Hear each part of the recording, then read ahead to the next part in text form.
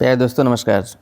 मैं आपका दोस्त एवं host Gautam Kumar, senior section engineer, भारतीय रेल, आप सभी का आपके चैनल द रेल मास्टर में स्वागत करता हूं। दोस्तों, आपके क्वेरी को एड्रेस करते हुए हम लोगों ने प्लान किया था कि हमारी टीम ने प्लान किया था कि हम लोग आप लोग को टेक्निकल सब्जेक्ट की भी क्लासेस करवाएंगे।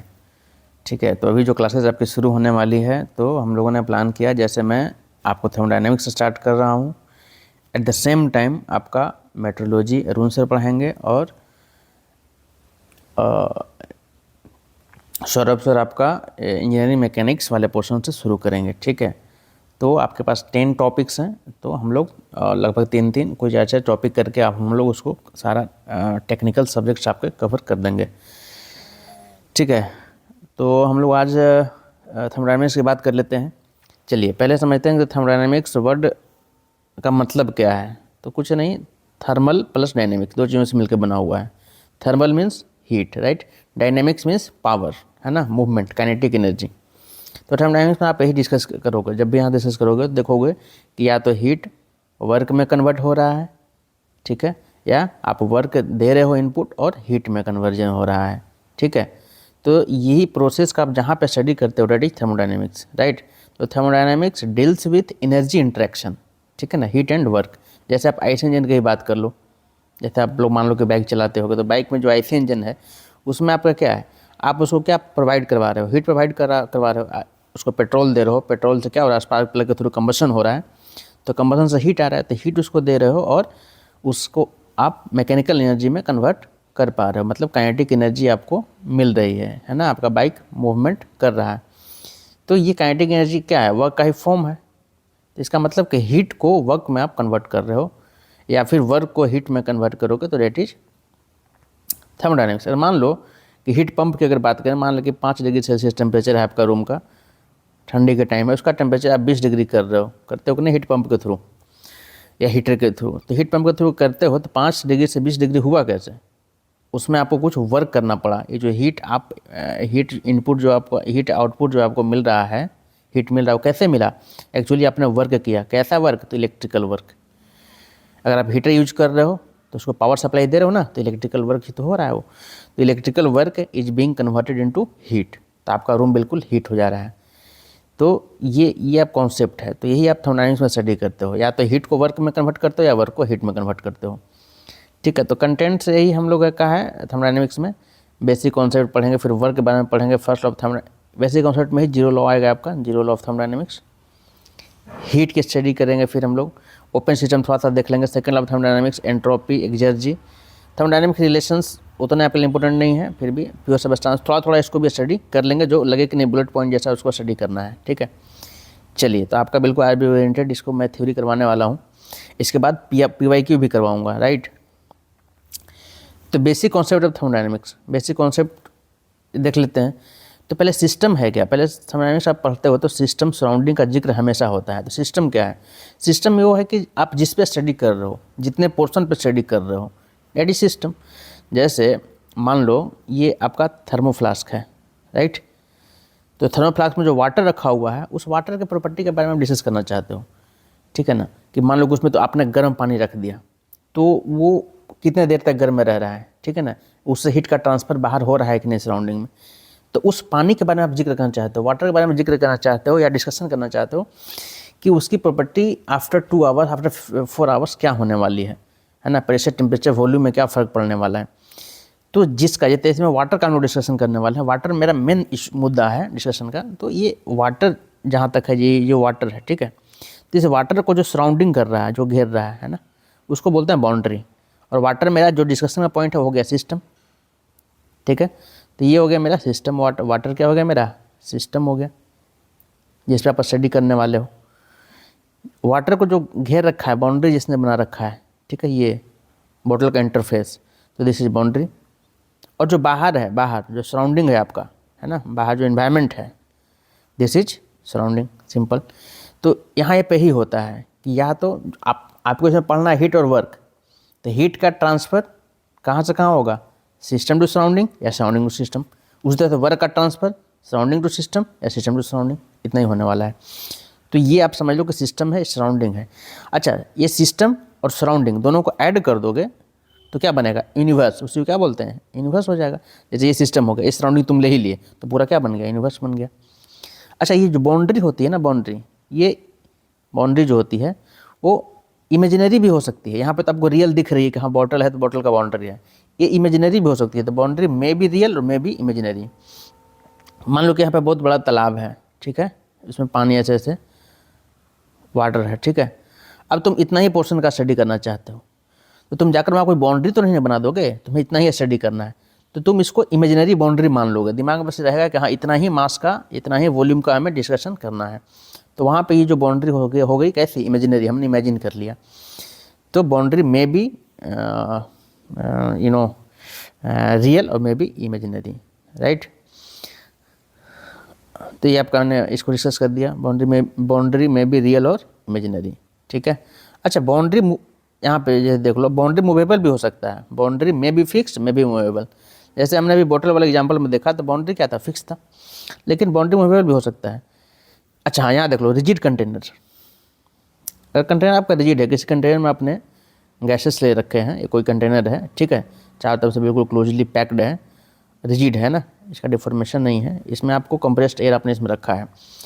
तो ये एयर जो है आपका एक तरह से फिक्स बाउंड्री के अंदर बंधा हुआ है, क्लोज्ड है, तो इसको बोलेंगे फिक्स बाउंड्री। अब मान लो कि आपका कंटेनर क्लोज नहीं है, ठीक है, ऊपर से आपका कंटेनर खुला हुआ, उसमें आपने कंप्रेस्ड गैस भरा और ऊपर से पिस्टन ऐसे लगा दिया, ठीक है, ये पिस्टन ब्लॉकर है, ठीक है, जो भी मूव कर सकता है इसके स्लॉट में, मान लो मूव कर सकता है। तो अगर ये मान लो कि कंप्रेस्ड एयर जो है उसका प्रेशर सराउंडिंग से प्रेशर इसका ज़्यादा है, तो क्या करेगा, ऊपर मूव करेगा। ये पिस्टन ऊपर नीचे मूव कर सकता है depending upon the pressure difference of system and surrounding. तो चूंकि पिस्टन ऊपर नीचे मूव कर सकता है, तो एक्चुअली क्या हुआ इसका कि ये जो बाउंड्री इधर वाली बाउंड्री हुई दैट इज़ नॉट फिक्स्ड, ये हो गया मूवेबल, ठीक है। और ये जो बाउंड्री है ये दिस इज फिक्स्ड। तो बाउंड्री यहाँ तक समझ गए कि फिक्स भी हो सकती है, मूवेबल भी हो सकती है। अब टाइप्स ऑफ सिस्टम की बात कर लेते हैं। सिस्टम तीन तरह के इसमें होते हैं जनरली। एक क्लोज सिस्टम, ठीक है, दूसरा open, close, open and isolated system. तो देखो भाई, एक्चुअली सिस्टम, कोई भी सिस्टम है जिस पे आप चर्चा करने वाले हो, तो उसमें अगर हम बात करें कि एक्चुअल में क्या ट्रांसफ़र होगा, यहाँ से क्या बाहर निकल सकता है, तो देखो दो चीज़ें होती हैं, या तो मास या तो एनर्जी। एनर्जी जो हम लोग पढ़ रहे थे, हीट या वर्क, हीट के फॉर्म में या वर्क के फॉर्म में। तो या तो एनर्जी सिस्टम टू सराउंडिंग या सिस्टम टू सराउंडिंग आ सकता है। एनर्जी मान लो यहाँ से बाहर आया या अंदर गया। एनर्जी का मतलब समझना हीट एंड वर्क, जब भी मैं बात करूँगा, ठीक है, और आगे इंटरनल एनर्जी भी बताऊँगा। अभी तक समझो, अभी आप समझो समझने के लिए कि हीट एंड वर्क, कि हीट या तो बाहर आएगी अंदर जाएगी। तो एनर्जी कहने समझना है आपको हीट और वर्क, अंदर बाहर। मास भी ऐसा हो सकता है कि मास भी जो है यहाँ पे कोई ओपन जिसमें आउटलेट वाल्व हो और मास यहाँ से बाहर चला है, या फिर कोई इनलेट वाल्व हो जिससे मास इसके अंदर चला है। तो मास का भी सिस्टम से बाहर जाना सराउंडिंग में, या सराउंडिंग से अंदर आना, ये दो ही चीज़ हो सकता है। मास का इंटरेक्शन हो सकता है, मास का इंटरेक्शन हो सकता है और एनर्जी का इंटरेक्शन हो सकता है, ठीक है ना, ये दो चीज़ें हैं। तो इसी के बेसिस पर कि किसका इंटरेक्शन हो रहा है, इसी के बेसिस पर सिस्टम को डिवाइड किया गया है। जैसे यहाँ पे आप देख सकते हो क्लोज सिस्टम, तो क्लोज सिस्टम नाम ही है क्लोज्ड है, बिल्कुल क्लोज्ड है, तो मास तो बाहर निकलेगा नहीं, तो मास का ट्रांसफ़र हो जाएगा जीरो, ठीक है, चेंज इन मास जीरो। लेकिन जो एनर्जी का चेंज होगा वो पॉसिबल है, केवल एनर्जी का ट्रांसफ़र पॉसिबल है सिस्टम के सराउंडिंग में। कैसे, जैसे मान लो कि हीट यहाँ से बाहर चला जाएगा या हीट यहाँ से अंदर चला जाएगा। हीट तो जा सकता है ना, ये आइसोलेटेड नहीं है, ठीक है, इंसुलेटेड नहीं है बिल्कुल, ठीक है, मैं उसकी बात कर रहा हूँ। तो जिस सिस्टम में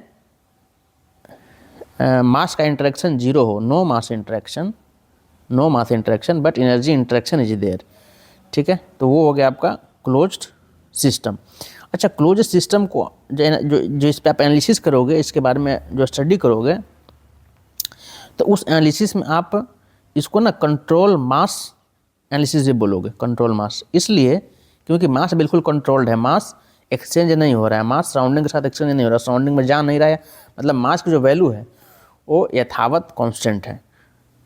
उसके मास के वैल्यू में मान लो कि 5 kg इसमें एयर है तो है, क्योंकि बाउंड्री इसकी बिल्कुल क्या है, क्लोज्ड है, इससे बाहर मास जा नहीं रहा है। तो इसको कंट्रोल मास एनालिसिस भी बोलते हैं। क्लोज सिस्टम में हम लोग जो एनालिसिस करते हैं that is known as control mass analysis. ये क्वेश्चन इस तरह से आ सकता है, control mass analysis is done in, option दे देगा आपको क्लोज सिस्टम, ओपन सिस्टम, ठीक है, isolated system, none of these. तो ये आप याद रखना। अब आते हैं आइसोलेटेड सिस्टम में। अच्छा, एक पॉइंट और है कि for close system having all fixed boundaries displacement work is zero, right. तो देखो अगर मान लो कि फिक्स्ड बाउंड्री है, क्लोज सिस्टम है, इसमें सभी बाउंड्री इसका फिक्स्ड है, मूवेबल नहीं है, मूवेबल नहीं तो इसमें वर्क क्या होगा, जीरो होगा, क्योंकि वर्क डिस्प्लेसमेंट में डिपेंड करता है। और अगर ये रिजिड है तो डिस्प्लेसमेंट होगा, नहीं तो वर्क जीरो होगा। अच्छा, आइसोलेटेड सिस्टम देख लो। आइसोलेटेड मतलब किसी से कोई मतलब नहीं है, मास ट्रांसफर जीरो, एनर्जी का एक्सचेंज जीरो, ठीक है। जैसे ये आइसोलेटेड, यहाँ पे रिजिड कंटेनर रखा हुआ है, तो आइसोलेटेड है तो ना तो हीट बाहर आ सकता है ना अंदर जा सकता है कि नहीं, तो हीट भी नहीं जा सकता है। और वर्क, एनर्जी में तो ही दो है ना, अभी पढ़ रहे हैं हम लोग। वर्क, तो वर्क क्या होगा, वर्क होगा इसमें नहीं, क्योंकि कंटेनर क्या है, रिजिड है, रिजिड है। आप जानते हो वर्क जब भी होता है, अगर नॉर्मल भी आपने पढ़ा होगा फिजिक्स वगैरह में, तो फोर्स इंटू डिस्प्लेसमेंट, डिस्प्लेसमेंट तो हो नहीं रहा एयर का, तो वर्क हो जाएगा जीरो। तो एनर्जी का इंट्रैक्शन तो हुआ नहीं, मतलब डेल्टा ई जीरो हो गया। और चूँकि ये क्लोज्ड बिल्कुल है तो मास का भी ट्रांसफर नहीं हुआ, मतलब किसी से कोई मतलब नहीं, दुनिया आइसोलेटेड होगा, दुनिया से कोई मतलब नहीं है इसको, ना तो एनर्जी का ट्रांसफर न तो मास का ट्रांसफर। जैसे थर्मस फ्लास्क आप लोग यूज करते हो ना, तो अगर बिल्कुल वेल इंसुलेटेड हो, है ना, तो इसमें क्या होगा कि मास का भी इंटरेक्शन नहीं है, मास भी बाहर नहीं आ रहा, पानी भी बाहर नहीं आ रहा, अगर बंद इसको करके रखा है, आप पी नहीं रहे हो उसको, ठीक है, बंद करके रखे हो। एनर्जी का भी इंटरेक्शन जीरो है, क्योंकि हीट ना तो हीट आएगा बाहर, क्योंकि इसको हमने इंसुलेट करके रखा है, ठीक है ना, इसका इंसुलेशन है, एस्बेस्टोस वगैरह लगा कर रखा है, ठीक है। तो सिस्टम और सराउंडिंग की बात इसमें आप हाँ, आइसोलेटेड हम लोग समझ लिए। तो जैसे एग्जांपल हो गया वेल इंसुलेटेड थर्मल फ्लास्क, या पूरा यूनिवर्स को अगर मान लें, अगर पूरा यूनिवर्स भी ले लो, तुम सिस्टम को भी ले लो और सराउंडिंग इसके बाहर वाला को भी ले लो, तो पूरा यूनिवर्स बन गया। तो पूरा यूनिवर्स को तो आइसोलेटेड बोल ही सकते हो, क्योंकि यूनिवर्स के बाद कोई चीज़ नहीं है। यूनिवर्स क्या है, यूनिवर्स के अंदर जो भी होगा, यूनिवर्स के बाहर तो कुछ हो नहीं सकता है, ट्रांसफर हो नहीं सकता, ना एनर्जी का ना मास का, कुछ है ही नहीं। तो आप इसको ये करके आप देख सकते हो, राइट। चलिए, ओपन सिस्टम में क्या है, ओपन सिस्टम में क्या है, ओपन है, नाम था ये ओपन, मतलब कुछ ना कुछ उसमें इनलेट या आउटलेट वाल्व रहेगा, ठीक है, इनलेट या आउटलेट रहेगा, जिससे आपका मास बाहर निकलेगा। तो इसमें मास का भी इंटरेक्शन हो रहा है, मास का भी हो रहा है और एनर्जी का भी हो रहा है। जब ये खुला है तो इससे जब मास बाहर आएगा, मान लो एयर आएगा, इससे बाहर निकला, तो एयर निकलेगा, तो एयर अपने साथ जो एनर्जी है, हीट है, वो भी तो साथ में लेकर निकलेगा, है कि नहीं। तो इसमें मास का एनर्जी दोनों का इंटरेक्शन होगा। अच्छा, एक बात इसमें ध्यान से देखो तुम, कि अगर मास यहाँ से निकल भी जाए तो एयर, मान लो कि 5 kg एयर था, इसमें मान लो कि 1 kg एयर ही बचा लास्ट में निकलने के बाद, या 0.5 kg एयर ही बचा, तो इस एयर का वॉल्यूम तो यही होगा सेम जो कंटेनर का वॉल्यूम होगा। जैसे यहाँ देख लो, कंटेनर का जो वॉल्यूम होगा वही, तो वॉल्यूम इसमें फिक्स रह रहा है। क्योंकि हम जो डिस्कशन करेंगे इस सिस्टम का, तो इसमें हम यहाँ पे जो डिस्कशन कर रहे हैं, इसमें तो मास फिक्स नहीं है, मास सब निकल रहा है, ठीक है, लेकिन जो भी मास बचेगा लास्ट में, उसका वॉल्यूम तो वही होगा जो इस कंटेनर का होगा, क्योंकि एक गैस है ना, गैस तो ऑक्यूपाई कर लेगा कंटेनर के वॉल्यूम को, ठीक है। तो इसको हम कह सकते हैं कि वॉल्यूम बिल्कुल कंट्रोल है, यहाँ पे मास कंट्रोल नहीं है, वॉल्यूम कंट्रोल है। तो ओपन सिस्टम में आप जो एनालिसिस करते हो वो कंट्रोल वॉल्यूम एनालिसिस होता है, और जो आप क्लोज सिस्टम में कर रहे थे तो वहाँ पे मास बिल्कुल कंट्रोल था, तो कंट्रोल मास एनालिसिस था, ठीक है। तो आप यहाँ पे ये देख सकते हो कंट्रोल वॉल्यूम एनालिसिस हम लोग यहाँ पे करते हैं, ठीक है। एक एग्जांपल लेते हैं समझने के लिए कि थर्मल पावर प्लांट का। थर्मल पावर प्लांट तुम लोग जान ही रहे हो, उसमें क्या होता है कि एक बॉयलर होता है, ठीक है, जो क्या करता है, वाटर को हीट करके स्टीम में चेंज करता है, स्टीम जनरेटर जिसको बोलते हैं। उसके साथ सुपर हीटर लगा रहता है, इकोनोमाइजर, बहुत सारे होते हैं। तो मुद्दा ये है कि इनका काम क्या है, हीट या स्टीम को जनरेट करना। तो ठीक है, तो बॉयलर में जैसे यहाँ से बॉयलर में वाटर गया, इसको हीट किया, इसने हीट करके इसको स्टीम में कन्वर्ट किया, स्टीम टरबाइन को मूव किया, और इससे आपका इधर इलेक्ट्रिक जनरेटर लगा करके आप इसको पावर, इस इलेक्ट्रिसिटी पावर आपने जनरेट कर लिया, ठीक है। अब इस टरबाइन से, टरबाइन का जो आउटलेट होगा, टरबाइन से स्टीम इन करेगा, ठीक है, हाई प्रेशर स्टीम। अब उस प्रेशर का तो यूज हो जाएगा टरबाइन में, तो बहुत लो प्रेशर स्टीम जो है यहाँ पे आएगा कंडेंसर में, कंडेंसर उसको क्या कर देगा, उस स्टीम को वाटर में, लिक्विड वाटर में कन्वर्ट कर देगा। अब इस लिक्विड वाटर को क्या करेगा, यहाँ पे पंप रहता है, पंप इसको कंप्रेस करेगा और पंप कंप्रेस करके इसको हाई प्रेशर में हाई प्रेशर तक पहुँचा देगा, सो डैट बॉयलर में उसकी हीटिंग इजीली हो। ठीक है, तो इस तरीके से आपका ये पूरा एक साइकिल वाटर सर्किट चलता रहेगा। इसे मैं समझाना ये चाह रहा हूँ कि अगर तुम केवल पंप की बात करो तो पंप में हो क्या रहा है, पानी इन कर रहा है, जैसे आप सबमर्सिबल पंप या जो भी आप बोरिंग वाले पंप आपके यहाँ है उसको भी आप देख सकते हो कि एक इनलेट है और एक आउटलेट है। तो इनलेट से वाटर आ रहा है, आउटलेट से, ठीक है, आउटलेट से आपका हाई प्रेशर वाटर ऊपर जा रहा है, आपके टैंक तक पहुँचता है। इसमें देख रहे हो वाटर अंदर जा रहा है, बाहर आ रहा है। मतलब अगर इसको तुम सिस्टम मानो पंप को, अगर पंप की बात करें तो ये कंट्रोल मास नहीं, कंट्रोल वॉल्यूम सिस्टम हो जाएगा। ये आपका ओपन सिस्टम जैसा काम करेगा। सेम टाइप अगर बॉयलर की खाली बात करो तो वाटर इन हो रहा है और स्टीम आउट हो रहा है, स्टीम बनकर, तो मास तो बिल्कुल सराउंडिंग के साथ एक्सचेंज हो रहा है, तो क्लोज तो हो नहीं सकता, तो ओपन सिस्टम है। इसी तरीके से सारे क्या है, ओपन सिस्टम है अगर इंडिविजुअली बात करें तो। लेकिन अगर हम इसको सिस्टम मान लें, ये पूरे को ही सिस्टम अगर मान लिया जाए तो ये फिर क्लोज सिस्टम है। कैसे? क्योंकि वाटर जो यहाँ जा रहा है वो यहाँ निकल रहा है, सेम मास जो है इसमें ट्रेवल कर रहा है। ये मास जो है इस छोड़ करके, ऐसा नहीं कि इसको छोड़ करके इधर बाहर सराउंडिंग में चलाया, क्योंकि सिस्टम हमने इसको मान रखा है। तो इस हिसाब से ये आपका क्या हो गया अगर आप इंडिविजुअली बात करोगे पंप का, बॉयलर का, टरबाइन का, कंडेंसर का, इंडिविजुअली अगर बात करते हो तो इंडिविजुअली वो ओपन सिस्टम है। बट आप अगर ये वाटर सर्किट की बात करते हो, पूरे थर्मल पावर प्लांट की बात करते हो, तो दिस इज क्लोज्ड सिस्टम। ठीक है, अब प्रॉपर्टी की सिस्टम के बाद हम प्रॉपर्टी की डिस्कशन कर लेते हैं। ठीक है ना, प्रॉपर्टी बार बार इस थर्मोडायनेमिक्स के सब्जेक्ट में आपको देखने को मिलेगा। तो कुछ नहीं, कोई भी सिस्टम है, जैसे मान लो कि आपका रूम है, रूम में एयर है, ठीक है, तो इस रूम को ही आपने मान लो सिस्टम मान रखा है। ठीक है, तो अब इसमें क्या होता है कि इसमें क्या है, एयर है, तो एयर में क्या हो सकता है, कुछ प्रेशर होगा, है ना, हाई प्रेशर होगा, लो प्रेशर होगा, या 1 एटमॉस्फेरिक प्रेशर होगा अगर नॉर्मल प्रेशर है तो। कुछ टेम्परेचर होगा उस एयर का 25 डिग्री, या हो सकता है कि 30 डिग्री हो, गर्मी का टाइम हो तो 42 डिग्री 45 डिग्री तक हो सकता है। उसका कुछ वॉल्यूम भी होगा। तो ये सब जितने कैरेक्टरिस्टिक्स हैं, डेंसिटी भी होगा उसका कुछ ना कुछ, कंडक्टिविटी भी होगा, रजिस्टिविटी भी होगा, है ना। तो ये जितने भी चीज़ें जो उसका एक्सप्लेनेशन कर सकती हैं, उसको समझा सकती हैं, डेट इज द प्रॉपर्टी, और कुछ नहीं। उसका जो कैरेक्टर है, डेट इज द प्रॉपर्टी। अच्छा, दो तरह की प्रॉपर्टी होती हैं, एक्सटेंसिव और इंटेंसिव। एक्सटेंसिव क्या होता है, जो मास पे डिपेंड करे, मास डिपेंडेंट। इंटेंसिव जो मास पे डिपेंड न करे, मास इंडिपेंडेंट। ठीक है, तो देखो एक्सटेंसिव प्रॉपर्टी क्या होता है, जैसे मैं एग्जांपल एक समझाऊंगा आपको। जैसे मान लो कि आपका रूम है, ठीक है, तो रूम में आपका कुछ एयर का प्रेशर भी होगा, है ना, उसकी डेंसिटी भी होगी, है ना, उसका मास भी होगा, वॉल्यूम भी होगा, इस तरीके से बहुत सारी चीज़ें उसकी हैं।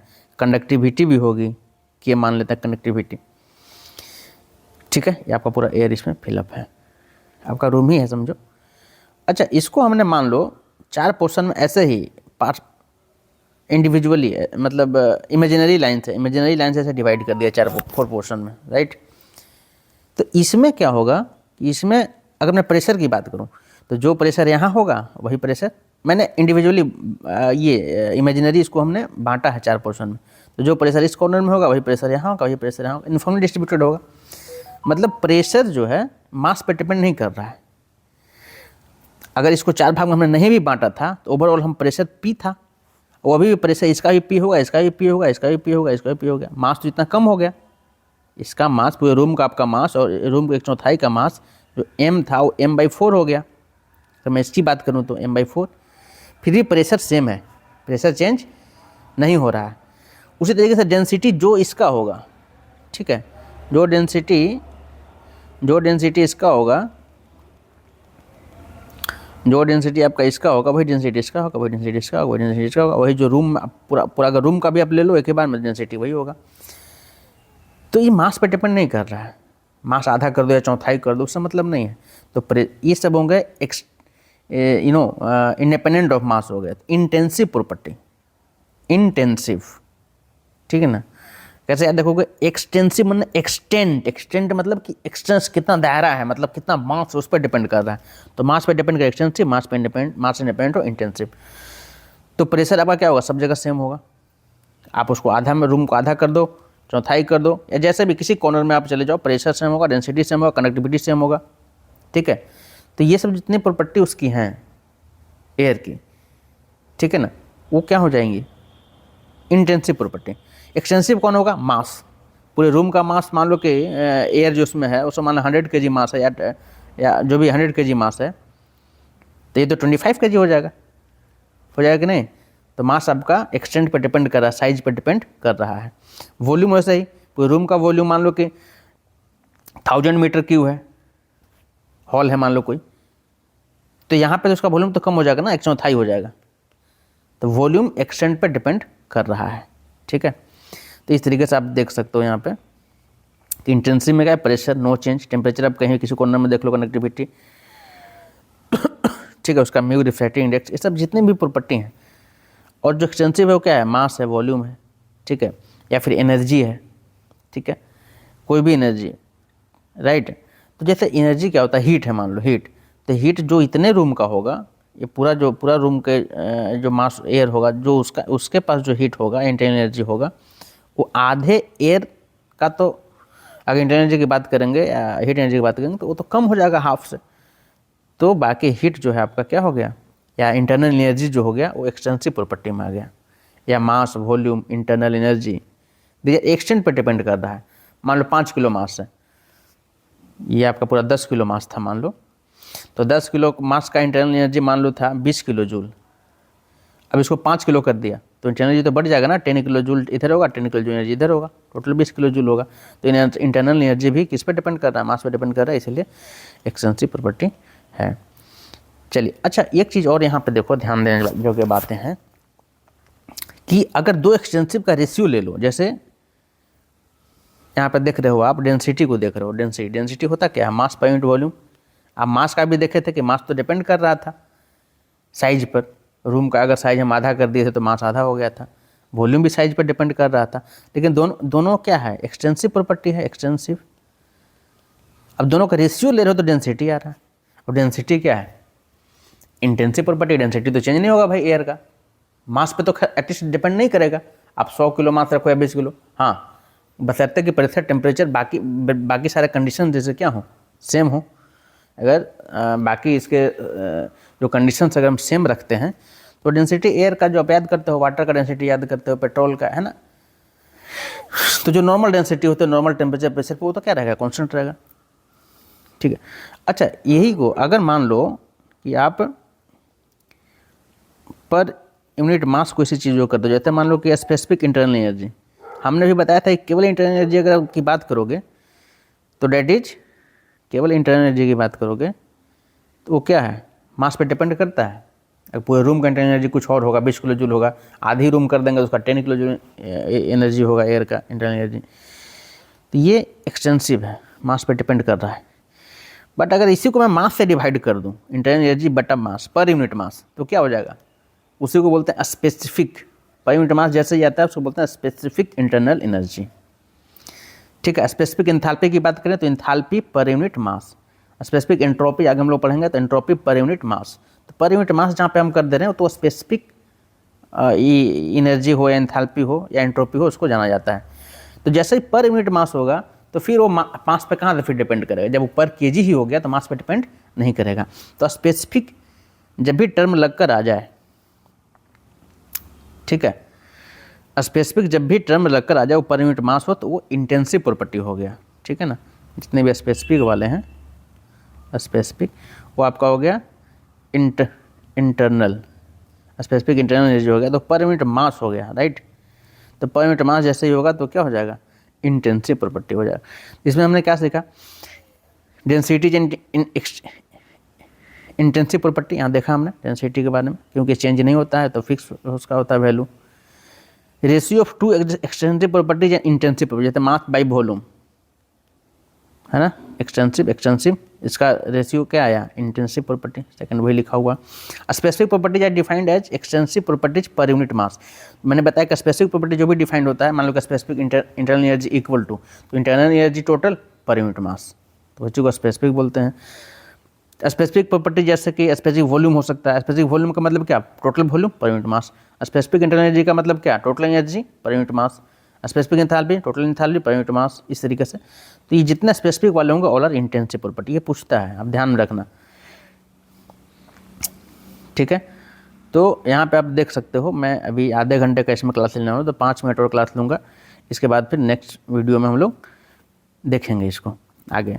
तो स्टेट की बात यहाँ कर लेते हैं कि स्टेट क्या है। तो कंडीशन ऑफ ए सिस्टम, जैसे मान लो कि आप ग्राफ खींच रहे हो, पीवी ग्राफ, तो यहाँ पे कोई बिंदु पॉइंट है, यहाँ पे कोई पॉइंट है, ठीक है। तो ये पॉइंट जो है ना, ये पॉइंट, ये क्या बता रहा है, ये इसका कोऑर्डिनेट बता रहा है कि प्रेशर वॉल्यूम। अगर टेम्परेचर का ग्राफ रहता तो उसमें टेम्परेचर भी आ सकता था। तो इस स्टेट पे, इस कंडीशन पे, इस एयर का कैरेक्टरिस्टिक बता रहा है, प्रॉपर्टी बता रहा है कि यहाँ पे प्रेशर क्या होगा, वॉल्यूम क्या होगा। तो इसी को बोलते हैं स्टेट, कि इसका स्टेट क्या है, मतलब इसका कंडीशन क्या है सिस्टम का, कितना प्रेशर में है, कितना इसका टेम्परेचर है, ठीक है। अगर दो स्टेट को आप मिला दोगे, इस स्टेट से इस स्टेट तक जाओगे आप, तो उसको बोलते हैं प्रोसेस। लेकिन कैसे जाओगे, थर्मोडायनेमिक्स में जब भी हम लोग जाते हैं तो ये प्रोसेस बहुत ही स्लो होता है, बहुत इक्विलिब्रियम, हर एक पॉइंट पे हम इक्विलिब्रियम मेंटेन करते हुए जाते हैं। इक्विलिब्रियम मतलब कि there is no losses there, है ना। बहुत ही क्वासी स्टैटिक प्रोसेस होता है, स्लो प्रोसेस होता है। देख लो आप, a process is said to be occurred if the system undergoes from one equilibrium state to another equilibrium state, है ना। जैसे ये इक्विलिब्रियम स्टेट ये है, इक्विलिब्रियम स्टेट कहने का मतलब कि वहाँ पे ना कोई फ्रिक्शन है ना कुछ है ना, बहुत स्लोली प्रोसेस चल रहा है।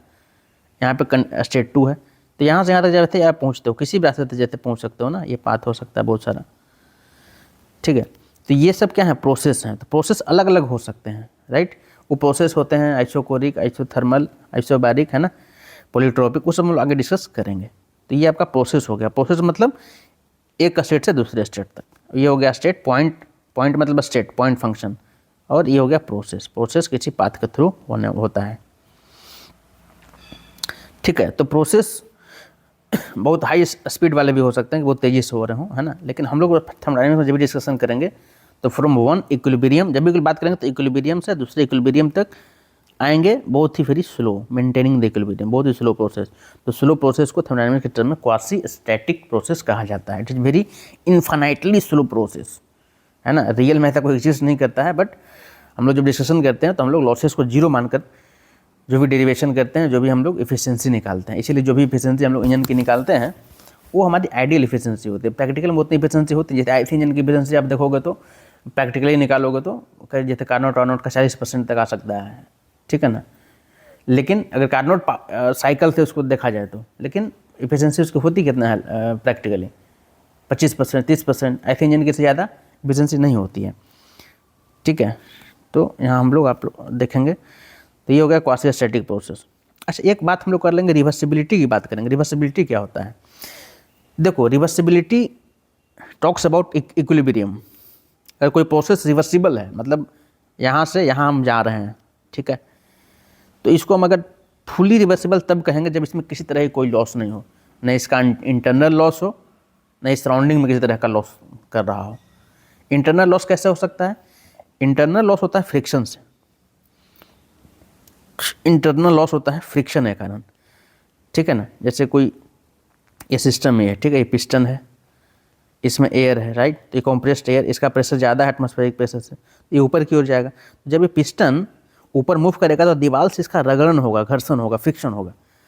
तो फ्रिक्शन होने के वजह से क्या होगा, इसमें इंटरनली फ्रिक्शन लॉसेस होंगे, ठीक है। तो जब भी लॉस होगा तो उसको बोलेंगे इरिवर्सिबल, इरिवर्सिबल, इरिवर्सिबल, क्योंकि इक्विलिब्रियम मेंटेन नहीं रख पाया, इरिवर्सिबल। तो यही रिवर्सिबल, इरिवर्सिबल का मतलब, तो ये भी दो तरह का होता है, इंटरनल रिवर्सिबल और एक्सटर्नल रिवर्सिबल। तो इंटरनल कब बोलेंगे, वही फ्रिक्शन, जब कोई उसके अंदर में फ्रिक्शन ना हो, उस सिस्टम जब प्रोसेस हो रहा हो from one state to another state, तो कोई उसमें फ्रिक्शन ना हो।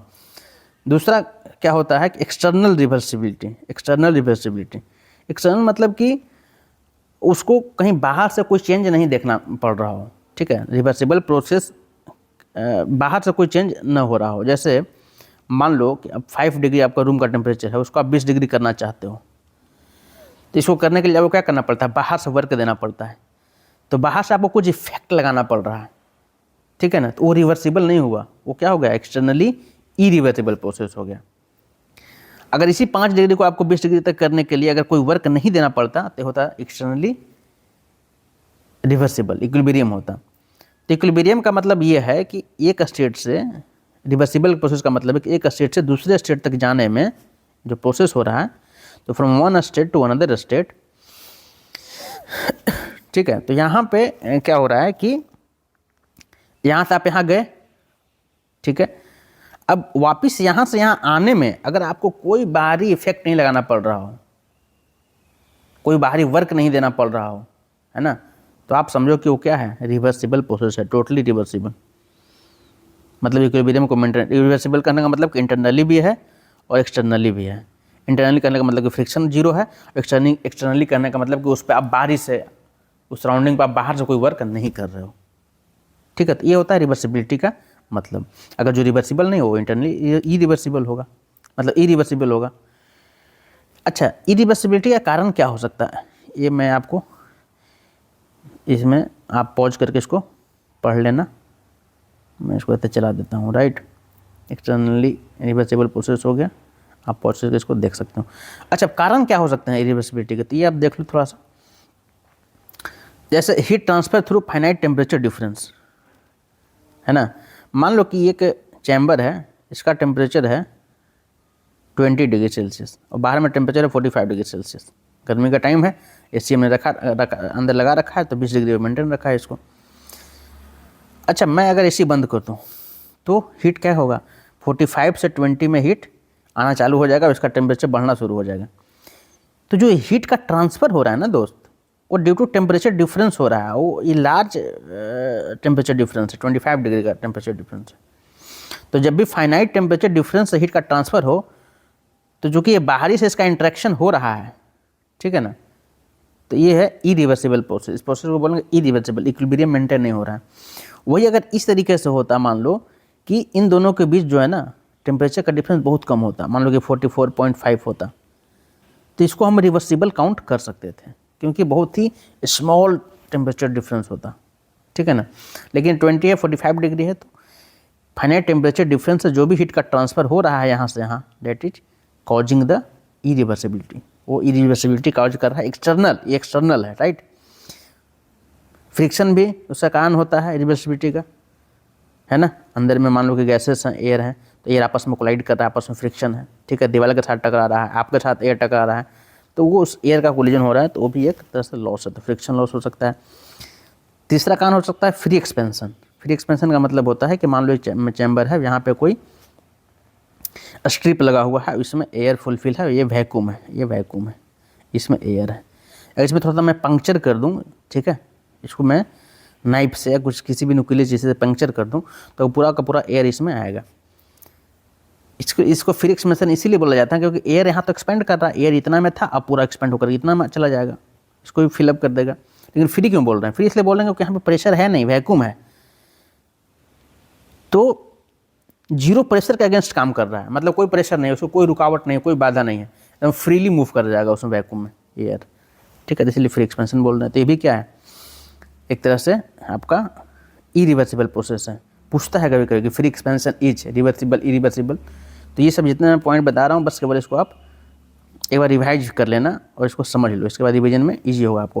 प्लास्टिक डिफॉर्मेशन, कोई भी मान लो ये रॉड है, राइट, ठीक है, इस पर आप टेंसाइल फोर्स लगा रहे हो, कुछ फोर्स लगा रहे हो, तो ये क्या होगा, कुछ समय तक इलास्टिक डिफॉर्मेशन इसमें होगा, है ना, डिफॉर्म होगा लेकिन इलास्टिकली फैलेगा।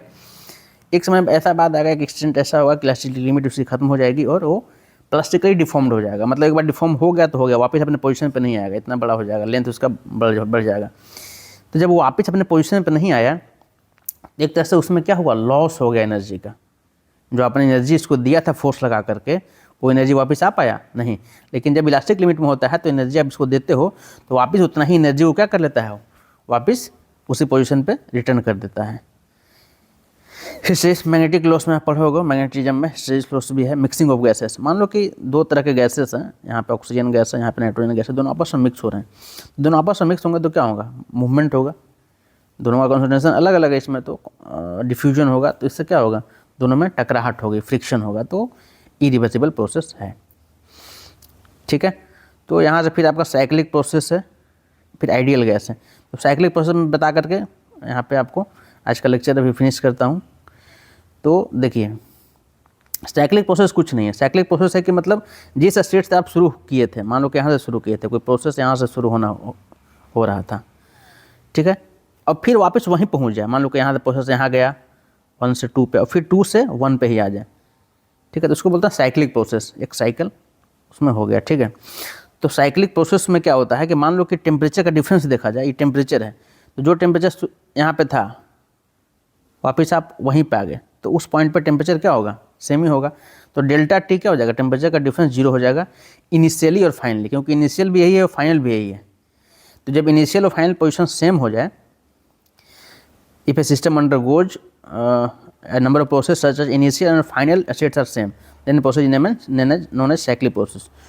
तो जितने भी प्रॉपर्टीज हैं, प्रॉपर्टी का चेंज 0 होगा। ठीक है, अच्छा, साइक्लिक प्रोसेस का यूज किस लिए किया जाता है, तो फॉर कंटिन्यूअस इफेक्ट। जैसे आप मान लो कि आपका बाइक आप यूज करते हो, मान लो, तो बाइक में क्या है, ऐसे इंजन है, ठीक है, तो उसमें क्या होता है कि जैसे इनटेक स्ट्रोक हुआ, पहले उसमें से एयर लिया गया, इनटेक स्ट्रोक हुआ, ठीक है, फिर वो एयर कंप्रेस होगा, कंप्रेशन स्ट्रोक, फिर उसका कंबशन होगा, ठीक है ना, इग्निशन होगा, कंबशन होगा, कंबशन होने के बाद फिर क्या करेगा, वो एक्सपैंड करेगा, इसी एक्सपेंशन से आपको वर्क मिलता है। ठीक है, आप हम लोग एफ इंजन में इसकी चर्चा करेंगे। एक्सपेंशन होगा, एक्सपेंशन के बाद फिर वो एग्जॉस्ट हो जाएगा। ठीक है, जैसे एग्जॉस्ट होगा तो फिर से इनटेक शुरू होगा, मतलब ये जो प्रोसेस है ये फिर से इनटेक होगा, फिर कंप्रेशन होगा, फिर ये लगातार चलते रहेगा, कंटिन्यूअस, तभी तो आप कंटिन्यूसली मूव कर पाओगे। नहीं तो एक बार तुम एयर दे दिए, थोड़ा सा चालू हुआ, फिर वो एयर आप दे ही नहीं रहे हो, एयर थ्रोटली क्लोज कर दिया, तो क्या होगा, गाड़ी बंद हो जाएगा। तो कंटिन्यूस आप मूव कर पाओगे, नहीं कर पाओगे। तो साइक्लिक प्रोसेस का ये खूबसूरती है। ठीक है ना, तो प्रॉपर्टीज आप देख सकते हो साइक्लिक प्रोसेस में, जैसे 1, ठीक है, आप वापस 1 पे लौट के आते हो तो क्या होता है, वो साइक्लिक प्रोसेस में 0 हो जाएगा। अच्छा, प्रॉपर्टी या कैरेक्टरिस्टिक्स देखोगे, मान लो कि 1 पे हो तुम, 2 पे आए, तो 2 पे आने के लिए बहुत सारे पाथ हो सकते हैं। ठीक है, मान लो कि ये कोई पाथ है, किसी का ये पाथ है, कोई इसी पाथ से आ रहा है, तो तुम किसी भी पाथ से आओ, लेकिन जो यहाँ पे टेम्परेचर T1 होगा, T1 इक्वल टू T2 होगा। 1 और 2 पे टेम्परेचर, T1 और T2 ऐसे नहीं कह सकते हो, सॉरी, ऐसे कहने का मतलब मेरा ये है कि टेम्परेचर जो होगा, टेम्परेचर मान लो कि तुम पाथ, जैसे ए पाथ है, ये पाथ इसका नाम दे दिया, तो ए पाथ से आ रहे हो तुम, ठीक है, तो आप कह सकते हो कि T2 जो यहाँ पे टेम्परेचर है, मान लो ए पाथ से आ रहे हो, इक्वल टू T2, भले तुम बी पाथ से आ रहे हो, तुम पहले फिर सी पाथ से तुम मान लो कि आ गए, ठीक है, तो किसी भी पाथ से आओ जो टेम्परेचर 2 होगा, 2 सबके लिए समान होगा, या तो सी से आओ, ए से आओ, क्योंकि तुम एक ही जगह पहुँच रहे हो, तो एक ही जगह पहुँच रहे हो तो इसका कोऑर्डिनेट तो सेम ही होगा ना भाई। अगर इसका तुम देख रहे हो पीवी डायग्राम है, तो इसका प्रेशर और वॉल्यूम जो भी होगा तीनों पाथ के लिए तो सेम ही होगा। आप किसी भी पाथ से आ रहे हो, उसका प्रेशर सेम होगा, वॉल्यूम सेम होगा, टेम्परेचर सेम होगा। तो आप देख रहे हो कि प्रॉपर्टी जो है वो पाथ से इंडिपेंडेंट है, पाथ पर डिपेंड नहीं करता। चाहे आप इस रास्ते से आओ, यहाँ पे इस रास्ते से आओ, किसी भी रास्ते से आओ, यहाँ पे टेम्परेचर सेम है, प्रेशर सेम है, वॉल्यूम सेम है, तो वो इंडिपेंडेंट, तो वही लिखा हुआ है, properties are independent of path followed. तो प्रॉपर्टीज केवल स्टेट पर डिपेंड करता है कि आप कहाँ पहुँच रहे हो। जो 2 पर पहुँच रहे हो, अगर इसी को लेकर हम 3 पे पहुँच जाते हैं, बहुत सारे पाथ से 3 पे, तो क्या होता, ये 2 और 3 का टेम्परेचर प्रेशर सबका अलग अलग होता है। तो ये केवल स्टेट पर डिपेंड कर रहा है, क्या स्टेट चेंज किए तो आप प्रॉपर्टी क्या होगा, चेंज हो जाएगा। तो यहाँ से हम कह सकते हैं कि properties are state function, properties are state functions, state function और पॉइंट फंक्शन। ठीक है, और प्रॉपर्टी के बारे में दूसरा हम लोगों ने सीखा कि properties are independent of path, path पर डिपेंड नहीं कर रहा है। आप किसी भी रास्ते से जाओ, आप अगर सेम जगह जा रहे हो, किसी भी रास्ते से, मंजिल आपका सेम ही है, तो वहाँ पे टेम्परेचर, प्रेशर, वॉल्यूम किसी भी रास्ते से जाओगे सेम ही मिलेगा। ठीक है, तो ये आपका रहा। तो आज यहाँ पे क्लोज करते हैं, और नेक्स्ट वीडियो में आपसे मिलते हैं। तब तक के लिए धन्यवाद। अगर वीडियो इन्फॉर्मेटिव लगा हो तो चैनल को सब्सक्राइब भी कर दें, वीडियो को लाइक शेयर कर दें और चैनल को सब्सक्राइब जरूर कर दें यार, क्योंकि बहुत सारे लोग व्यू तो करते हो, सब्सक्राइब नहीं करते हो। सब्सक्रिप्शन क्या होता है ना, सब्सक्राइब करने से हमें मोटिवेशन मिलती रहती है, तो सो डैट आपके लिए टाइम निकाल करके फर्दर वीडियो बनाते रहें और इस तरीके से आपके सिलेक्शन में सहयोग दें। Thank you very much.